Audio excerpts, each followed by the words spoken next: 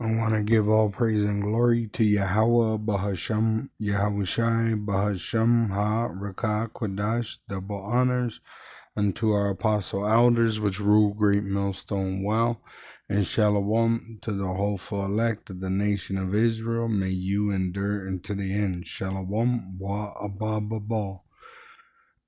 This is 1 Samuel 2, verse 6. It says, Yahweh killeth and maketh alive.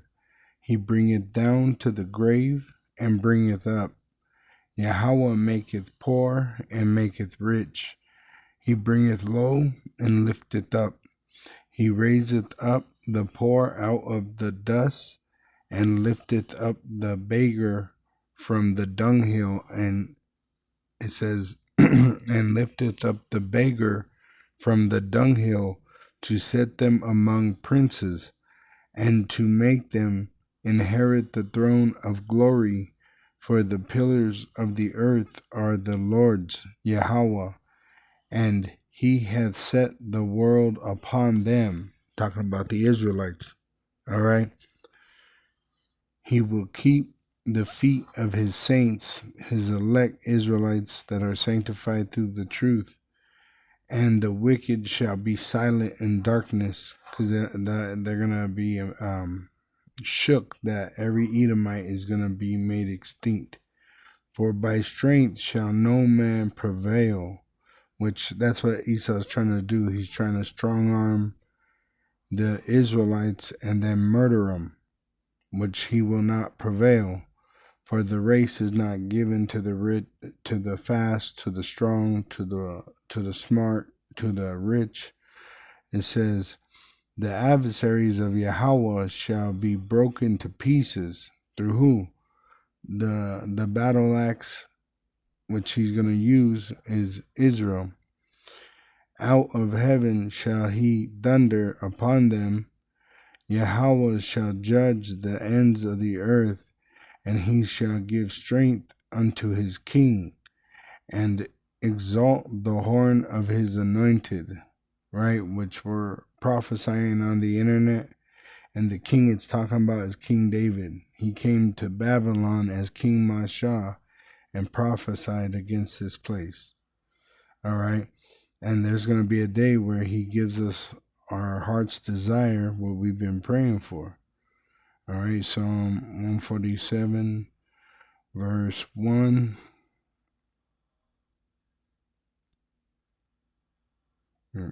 It's actually not that one. I think it's Psalm 145.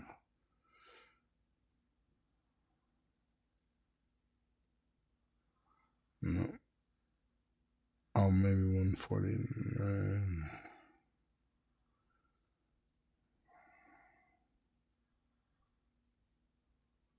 Yep, 149. Psalm 149, verse 1.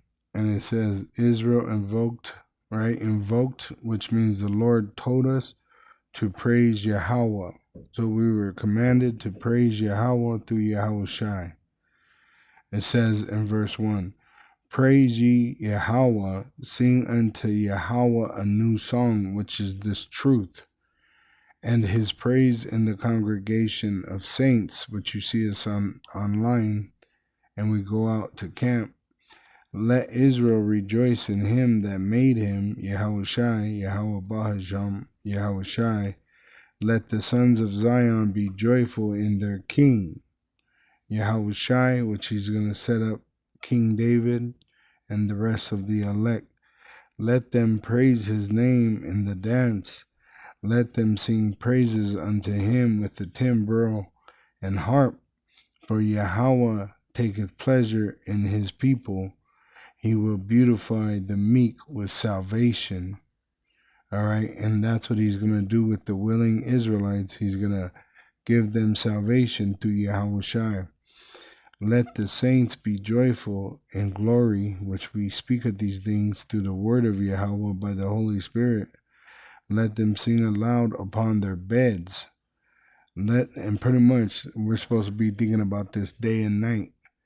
Let the high praises of our power, Yahweh, through his son Yahushai, be in their mouth through the Holy Spirit, and a two-edged sword in their hand, to execute vengeance upon the heathen, the other nations, and punishments upon the people, to bind their kings with chains and their nobles with fetters of iron, just as they done unto us and our people. They put yokes of iron upon our necks, to execute upon them the judgment written. This honor have all his saints, the sanctified Israelites, which were sanctified through the truth. Praise ye Yahweh. And this is why you can separate the hopeful elect through the reprobates. All right, they're not praising the Lord for the hope of having the heathen in slavery, as it says in Revelation 13 and 9. It says, if any man have an ear, let him hear. He that leadeth into captivity shall go into captivity. He that killeth with the sword must be killed with the sword. Here is the patience and the faith of the saints. And this is happening. This is what's going to happen as we wait. All right, the Lord's going to give us the heathen as our slaves.